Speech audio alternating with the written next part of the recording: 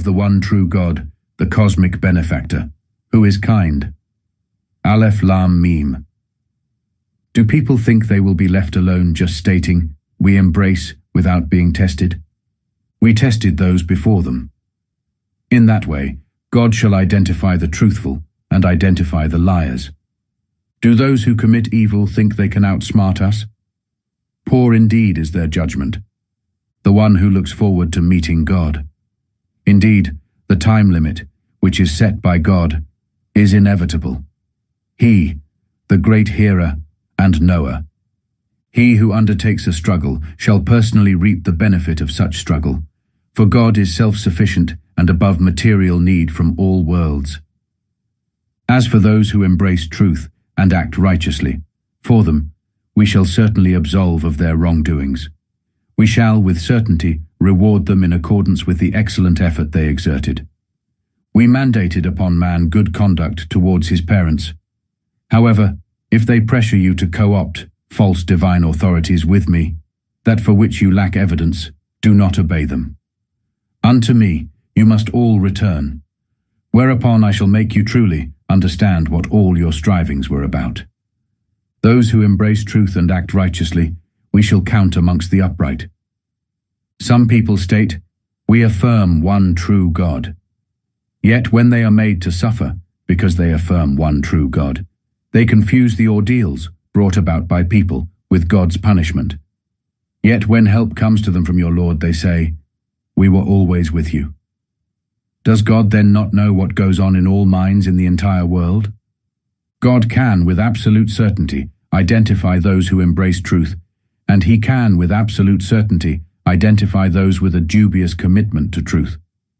Those who deny this message say to the embracers of it, "Follow our ways, so that we can jointly carry responsibility for your mistakes."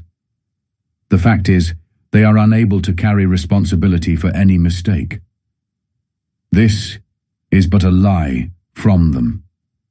They shall carry their own responsibilities and other responsibilities along with their own. Then, on Resurrection Day, they will be questioned on what they were making up. Long ago, we sent Noah to his people. He remained among them for 1,000 eons, with the exception of 50 years. The time the typhoon struck them while they were caught in wickedness. During the typhoon, we kept him and the passengers aboard the ark safe. That ark shall be evidence for other nations. Consider also Abraham, who said to his people, "Worship the one true God, and consider fundamentally only him." Such confession is best for you, if only you knew. This which you worship, besides the one true God, are mere effigies. It is a fraud which you brought into existence. These figures which you worship possess no ability to materially benefit you. Rather seek material benefit from the one true God. Worship him instead. Thank him rather, for to him you are to return. If you deny this message, do know that nations before you also denied it. The messenger's duty is merely to make a clear delivery. Did they not come to notice how God originates creation, then reproduces it? All that is most certainly effortless for God. Tell them, travel through the earth and see how he originated all creation. Thus, then shall God bring about the world hereafter, for God does indeed control everything. He punishes whom he wills, and shows grace to whom he wills. To him you shall revert. No escape from God is there for you, not on earth nor in heaven. You have no guardian protector, nor one to rescue you, aside from God. Those who dismiss God's directives and dismiss facing him one day forfeit any grace from me. All they have is a painful sentence. Now, as for Abraham, his people's only response was to say, "Slay him or burn him." But God saved him from the fire. In this story, there are lessons indeed for people who will embrace. Abraham answered, "You have chosen to worship these effigies, instead of God, for no other reason other than to get along happily with each other. On Resurrection Day, however, you shall deny and curse each other. Then your home shall be the fire, with none to rescue you.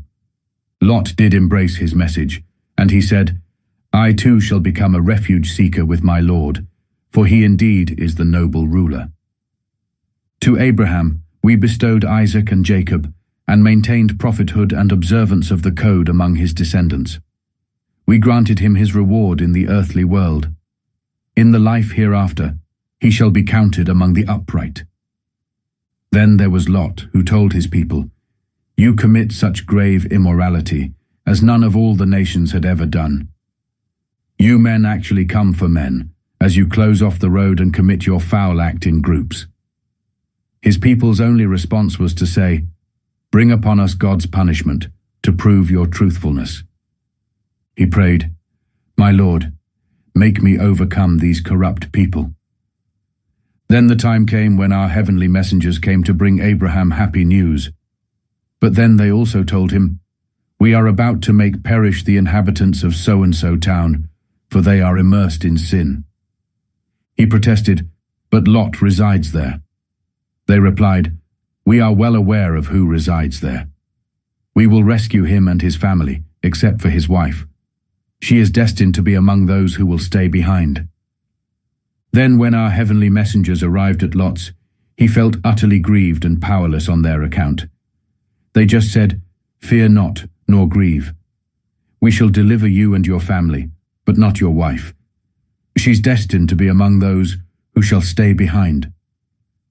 We are about to rain down on the people of this town a scourge from the sky for being in such transgression. Of this town we left a clear sign for people who use their intellect. For Midian there was their brother Shuaib, who said, My dear people, devote yourselves to the one true God. Make the final day your goal. Stop corrupting the land with your mischief. Still, they denounced him, and the earthquake shook them, leaving them lifeless in their very homes. Also, Ad and Thamud, as has been illustrated to you through their dwellings. The devil made their actions appear pleasing to them, leading them astray from the path, even though they could see. Then there were Korah and Pharaoh and Haman. Moses brought them clear evidence, but they only responded with worldly arrogance. Even they could not outmaneuver us. We seized each of them for their sins. Some we swept away in a sandstorm, a blast struck others. Some we caused the earth to swallow, and others we drowned. It was not God who wronged them, but they who wronged themselves. A parable of those who take for guardian allies figures other than God is that which the spider takes for a house. Obviously, the weakest of houses is the house of the spider.